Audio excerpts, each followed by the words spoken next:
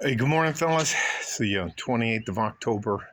Just finished my walk. I'm 6,600 steps into my day. I just like when the sun comes up.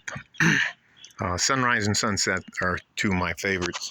Talks about the beginning of the day and the conclusion of the day. I don't know if you can see this, but there was an owl that's been just crushing some of the birds around here, and if you notice they're not, it doesn't sound like a rookery. I pimped the pool out yesterday, but we had those 40-mile-an-hour winds, so the pool got jacked up. Gets a little warmer out, I'll go back out. I don't know what the kind of bird that is, but anyway, it's about 44 degrees. I think there's maybe 12 days left in the till the election.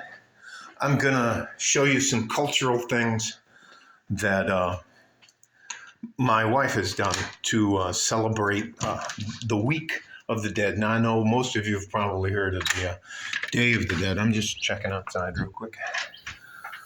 But they set up shrines to their loved ones as a sign of respect and honor to them. There is the valley, right? If you can see those mountains over there, that is exactly where Juarez is. Just beautiful, clear blue skies. It's cold. I think the max it may get up to today is 68, but this weekend will be great. Show you some of the cultural things.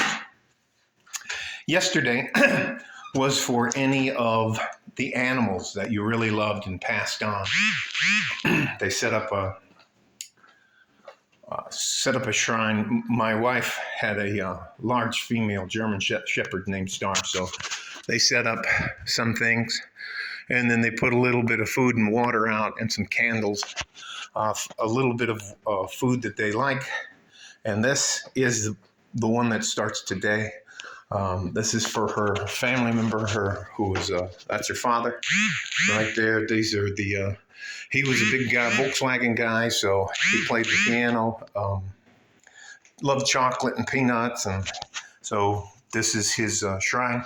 And at night, they light a candle so that the loved one, the family member, can find their way home.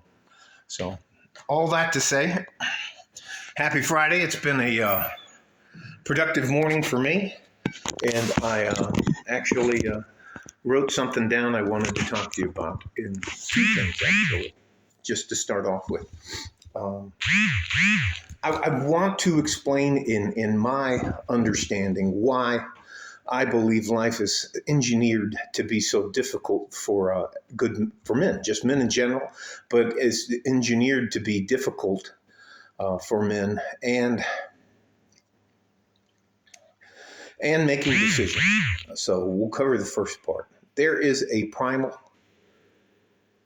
part of us as hunter-gatherers where you have to separate the wheat from the chaff.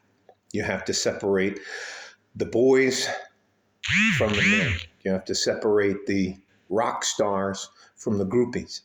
That's just the way the world is. Those who do what's required of them become successful. They sacrifice, they drive down, they have a plan, they do what they're supposed to do. And that makes them more attractive in the dating market.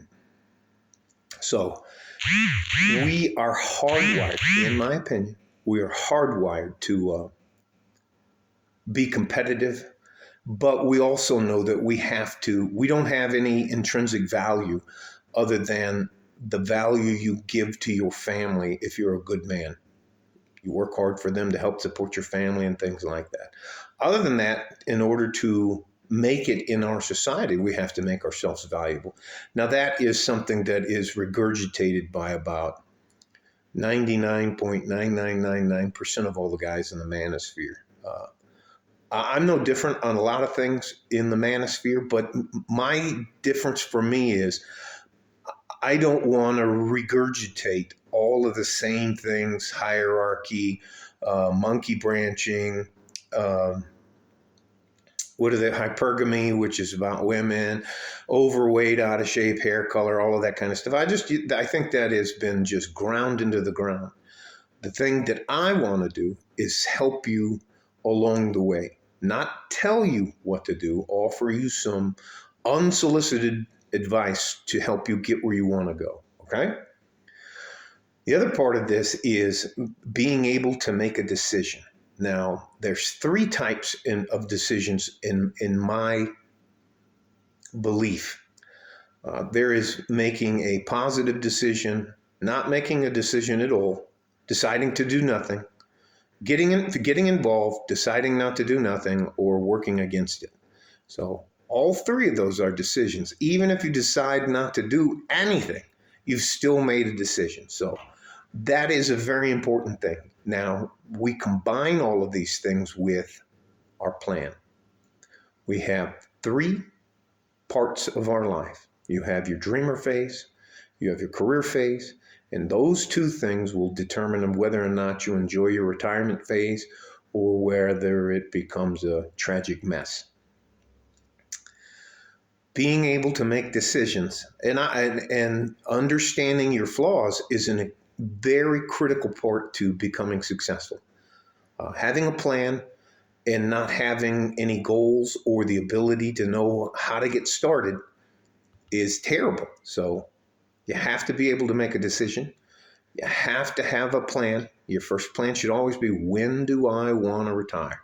When do I want to get out of the fucking rat race and do what I want to do? All right. After that, you need long-term, short-term, and mid-term goals. Maybe I did that wrong. Short-term, mid-term, and long-range goals. There, that's better. That's more linear. The other thing is, you can't trust people. If you're making a decision, I want you to decide to make a decision kind of like this. Do I have objective facts? Objective facts are that I look at this and I go outside and I say the sky's blue, and somebody else walks outside and go, oh yeah, the sky's blue. Those are objective facts. Means that if someone else looks at the way that you look at something and they come to the same conclusion, that's a solid basis for making a decision. Now, the difference is subjective. We all have personal biases, wounds, and all the rest of that stuff. Trying your best to keep those out of the way you make decisions is a big deal. And again, that's pretty much it for me. If you make a decision, if you don't make a decision, or if you decide that you're going to go against it, those are all decisions. I hope this helps and it's not confusing. I want you to stay safe and healthy. Take care of each other if you can. And if you can't, you got to take care of yourself. Like a fart in a G-string from West Texas, El Paso. I'm out of here. Yes, you're worth it. Yes, you have value. Yes, we need you. You are actually our future. And anybody who tells you that's bullshit is out of their fucking mind. Bye-bye.